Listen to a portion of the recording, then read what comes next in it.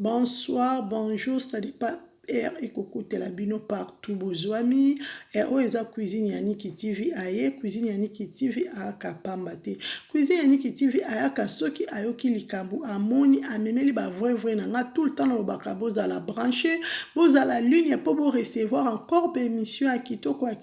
koleka ndenge kaka tosala makambo ndenge kendaka s'il vous plaît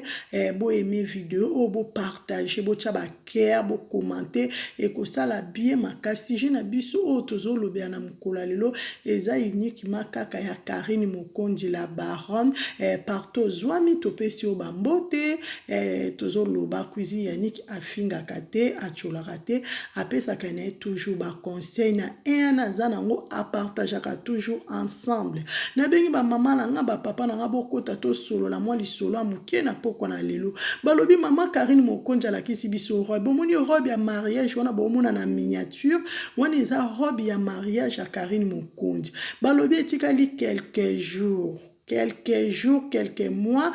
tout mon mariage à Karine Mokonzi cuisine ya Niki TV asepela kana na lipambola baninga toza ko sepela biso nyonso to ko pambola mama Karine Mokonzi parce que libala ezelo moko ya esengo bandeko na ngai balobi basi nyonso to bapesa mena bango te po babala soki babalio eza ngolu soki babalio eza grâce grâce wana siko epesa mikata la baronne Mokonzi balobi Karine Mokonzi la baronne nde makambo papa evi akola ete robe wana mama airata mama na riata ou melana vrai chéri en tout cas tozo mona toujours ndengo kozana na kati ya robe ya voile en tout cas talaka ndengo zana moi ça pembe en tout cas ezo monana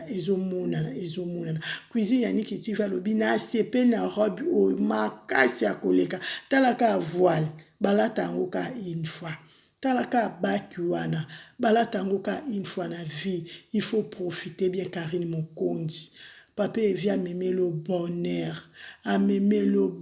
ba bénédiction ariata ye nango ariata yo bongo na mama Karine Mokonzi o memeli mama na bénédiction amunene bébé ariata en tout cas nzamba lola pambola bino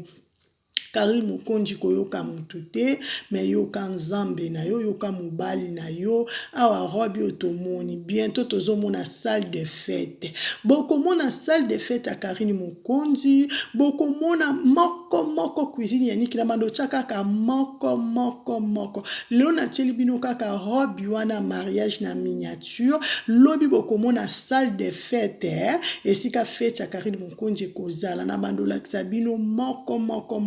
ba vrai nanga bokota bo commenter bo aimer to sepela parce que bientôt mariage à Karine Mokonzi biso tozana to sepela kana biso na lipamboli ya baninga po nzambe pe apambola biso balobi le panier circule encore mutu azana tana ye lelo soki ta Karine Mokonzi lobi kozala tana nga tana yo nzambe azan mettre à tout quoi mettre à temps ye moko ya binenge asala makambo na ye biso tozana tozo sepela kaka mama na riata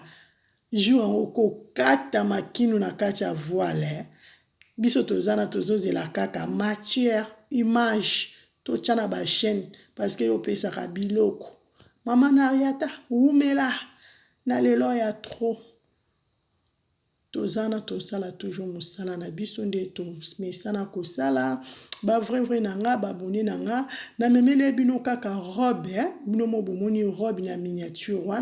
wana robe ya Karine Mokonzi la baronne bientôt ba jour J quoi